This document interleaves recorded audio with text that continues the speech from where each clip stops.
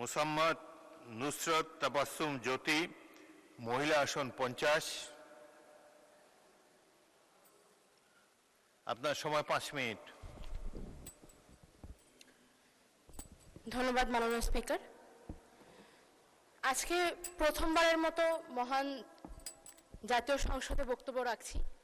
শুকরিয়া আদায় করতে চাই মহান সৃষ্টিকর্তার, কৃতজ্ঞতা জানাচ্ছি আমার পরিবার, আমার দল এবং আমার সহযোদ্ধাদের প্রতি, এবং গভীর শ্রদ্ধার সাথে স্মরণ করছি বাংলাদেশের মহান স্বাধীনতা সংগ্রাম থেকে শুরু করে জুলাই গণ অভ্যুত্থানের পর্যন্ত যতজন মহাত্মা দেশপ্রেমিক এই দেশের সার্বভৌমত্ব রক্ষার জন্য প্রাণ দিয়ে গেছেন, তাদের সকলের জন্য মহান আল্লাহ তাআলা তাদের সর্বোচ্চ মর্যাদায় ভূষিত করুক, তাদের আত্মার মাগফিরাত কামনা করছি। মাননীয় স্পিকার, আজকে 2026-27 অর্থ বছরের বাজেট অধিবেশনের বক্তব্য দেওয়ার জন্য এখানে দাঁড়িয়েছি। আমি আমার বক্তব্যের শুরুতে আমার কিছু কথা বলে নিতে চাই। আমি ঢাকা বিশ্ববিদ্যালয় থেকে অনার্স মাস্টার ডিগ্রি শেষ করেছি। যদি ছাত্র জীবন থেকে রাজনীতির সাথে সংযুক্ত না থাকতাম, যদি জুলাই গণ অভ্যুত্থানের মতো ঐতিহাসিক ঘটনার অংশ না হতাম, কিংবা যদি আমার দল আমাকে মনোনীত না করত, তাহলে হয়তো আজ আমি এই সংসদে দাঁড়িয়ে থাকতে পারতাম না। মাননীয় স্পিকার, এই সংসদের বাইরে আমার মতো অসংখ্য 25 বছর বয়সী সদ্য গ্রাজুয়েট সার্টিফিকেট হাতে নিয়ে ঘুরে বেড়াচ্ছে চাকরির আশায়। দেশে চাকরি নেই, ব্যবসার সুবিধা নেই, কৃষিকাজের জন্য পর্যাপ্ত জমি নেই, বিসিএস ছাড়া অন্য কোনো পেশায় মান সম্মান নেই। মাননীয় স্পিকার, পুলিশ হেডকোয়ার্টারের তথ্য অনুযায়ী বাংলাদেশে গড়ে প্রতি বছর আত্মহত্যার হার 11,000-এর অধিক, যার মধ্যে প্রায় 65%ই তরুণ তরুণী। মাননীয় স্পিকার, শিক্ষার্থীদের জন্য সরকারের নানান প্রকল্প রয়েছে, ভর্তুকি রয়েছে, আর চাকরিজীবীদের জন্য রয়েছে পে স্কেল, বোনাস। কিন্তু এই সমস্ত বেকার যুবক যুবতীদের জন্য রয়েছে শুধুমাত্র অবমাননা, অবহেলা, অসম্মান। এমনকি যে বাজেটকে বলা হচ্ছে স্বপ্ন দেখার বাজেট, যে বাজেটের দর্শন নাকি সবার আগে বাংলাদেশ, এই বাজেটেও এই অবহেলিত গোষ্ঠীর জন্য নেই কোনো সুস্পষ্ট রূপরেখা। মাননীয় স্পিকার, এই সংসদে আমি কার প্রতিনিধিত্ব করি?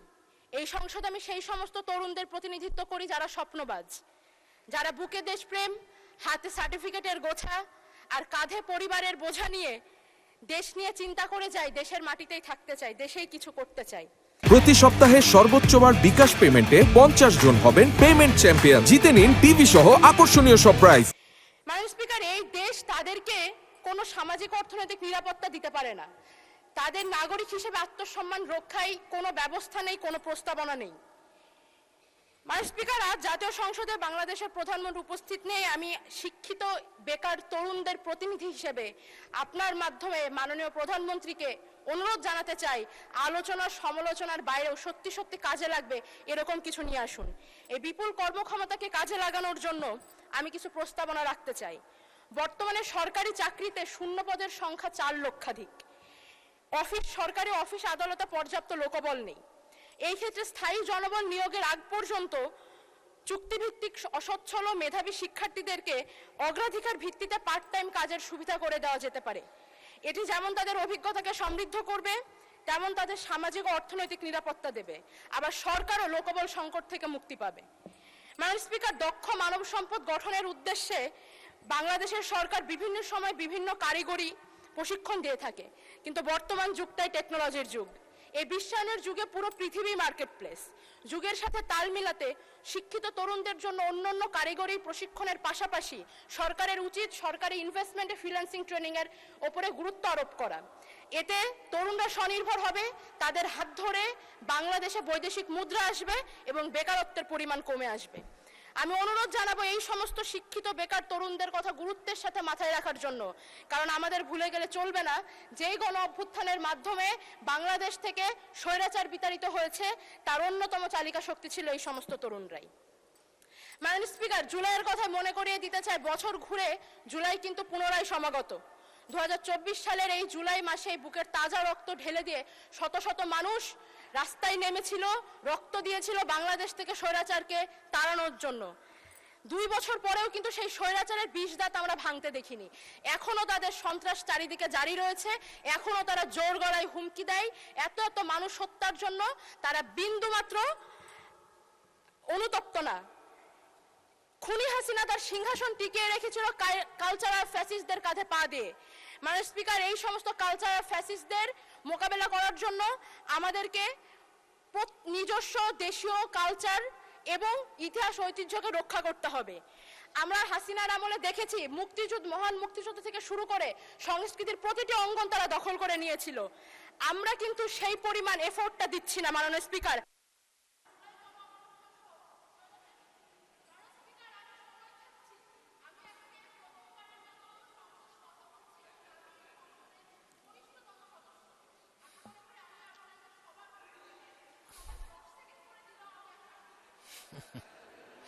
আচ্ছা, আপনাকে 2 মিনিট দেওয়া হলো, 2 মিনিটে শেষ করুন। 2 মিনিট পর্যাপ্ত নয়, আমি অন্তত 3 মিনিট সময় আমাকে দিতে হবে।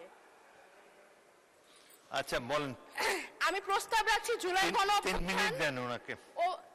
আমি প্রস্তাব করতে চাই জুলাই গণ অভ্যুত্থান সহ স্বাধীনতা পরবর্তী ফ্যাসিবাদ বিরোধী প্রত্যেকটা আন্দোলনের স্মৃতি ও চেতনাকে রক্ষার জন্য বাজেট বরাদ্দ দেওয়া হোক। রাষ্ট্রীয় অর্থায়নে নাটক, চলচ্চিত্র, চিত্রাঙ্কন প্রতিযোগিতার মতো আয়োজন করা হোক এবং একই সাথে এই বাজেটে বাংলাদেশের লোক সংস্কৃতিকে সংরক্ষণ করার দিকে বিশেষ গুরুত্ব দেওয়া উচিত। মাননীয় স্পিকার, আমি সংক্ষিপ্ত করব। জুলাই গণ অভ্যুত্থানের পর নতুন বাংলাদেশের আমরা যে স্বপ্ন দেখি, সেই স্বপ্নে প্রাণ ও প্রকৃতির প্রতি দায়ভার আমরা বোধ করি। আমাদের বাংলাদেশে রয়েছে পৃথিবীর সবচাইতে বৃহত্তম ম্যানগ্রোভ সুন্দরবন, যা উপকূলের পাহারাদার হিসেবে প্রতি বছর আমাদেরকে প্রাকৃতিক দুর্যোগ থেকে বাঁচায়। আমি প্রস্তাব করতে চাই সুন্দরবন সহ বাংলাদেশের প্রধান 3টি বনাঞ্চলের বিরল প্রজাতির বন্যপ্রাণীদের রক্ষার জন্য যেন বন অধিদপ্তরের বাজেট বৃদ্ধি করা হয়। একই সাথে জানিয়ে রাখি, সুন্দরবন সুরক্ষা প্রকল্প এবং বাঘ সংরক্ষণ প্রকল্প দুটি এই বছরই শেষ হচ্ছে। পুনরায় সকল বন্য পশুদের রক্ষার জন্য একটি যেন সুন্দর প্রকল্প নেওয়া হয় এবং প্রাণ ও বৈচিত্র্য গবেষণার দিকে বিশেষ গুরুত্ব দেওয়া হয়। মাননীয় স্পিকার, প্রাণ ও প্রকৃতির রক্ষার পাশাপাশি আমাদের দূষণমুক্ত স্বনির্ভর বাংলাদেশ প্রয়োজন। স্বনির্ভরতার লক্ষ্যে চালিত বাংলাদেশের শিল্পোৎপাদন সহ অন্যান্য সকল অর্থনৈতিক কর্মকাণ্ডের প্রধান চালিকা শক্তি হচ্ছে নিরবিচ্ছিন্ন বিদ্যুৎ। বাংলাদেশের বিদ্যুৎ উৎপাদন বাংলাদেশের গ্যাসের মজুদের উপরে নির্ভরশীল অনেকাংশেই। বাংলাদেশে গ্যাসের মজুদ দিনকে দিন কমে আসছে এবং আমরা মার্কিন ইরান যুদ্ধের সময় দেখেছি জ্বালানি খাতে আমদানি নির্ভর হওয়াটা কতটা বিপজ্জনক। 2026-27 অর্থ বছরের জন্য নির্দিষ্ট করে কোনো নবায়নযোগ্য জ্বালানির সুস্পষ্ট রূপরেখা আমি পাইনি। 2030-2050-এর দুটি লক্ষ্যমাত্রার পরিকল্পনা আমি দেখেছি, কিন্তু এই বছরের জন্য আমি প্রস্তাব করতে চাই বাংলাদেশের প্রত্যন্ত অঞ্চলের আর্থিকভাবে অসচ্ছল পরিবারগুলোতে রুফটপ সোলার প্যানেল বিতরণ কিংবা ভর্তুকি মূল্যে বিক্রয়ের ব্যবস্থা করা যেতে পারে। এছাড়া উপজেলা ইউনিয়ন পর্যায়ের সরকারি অফিস আদালতগুলোতে সোলার বিদ্যুৎ ব্যবহারের মাধ্যমে জাতীয় গ্রিডের উপরে চাপ কমবে। মাননীয় স্পিকার, আমি আমার সর্বশেষ মিনিটটি ব্যবহার করতে চাই আবার নির্বাচনী আসনের দুটো কথা বলে। আমি সীমান্তবর্তী এলাকায় জন্মগ্রহণ করেছি মাননীয় স্পিকার। আমি কুষ্টিয়া জেলার দৌলতপুর উপজেলার মেয়ে। আমার উপজেলাতে আমার নির্বাচিত সংসদ সদস্য রয়েছেন, কিন্তু আমি যে দাবিটি করতে চাই সেটি আমাদের দৌলতপুরবাসীর প্রাণের দাবি। দৌলতপুরের সীমান্তবর্তী এলাকা প্রাগপুর এবং ওই পাশের শিকারপুর, এই স্থলবন্দরটি গত 1 যুগ ধরে আমরা চেয়ে আসছি। প্রাগপুর থেকে কলকাতার দূরত্ব মাত্র 120 কিলোমিটার এবং জাতীয় মহাসড়ক বাংলাদেশ মাত্র 20 কিলোমিটার দূরে। এখানে স্থলবন্দর প্রকল্পটি গত 1 যুগ ধরে আটকে আছে। এই প্রকল্প বাস্তবায়ন করতে সরকারের খুব বেশি অর্থ বরাদ্দের প্রয়োজন নেই। মাননীয় স্পিকার, আমি অনুরোধ করছি পদ্মা নদীর ভাঙনে ক্রমাগত ভাঙনে নিঃস্ব হয়ে যাওয়া একটি বৃহত্তর জাতির কথা চিন্তা করে আমাদের জন্য স্থলবন্দরটি দেওয়া হোক মাননীয় স্পিকার। একই সাথে আমার উপজেলার সম্মানিত সাংসদ এর আগেও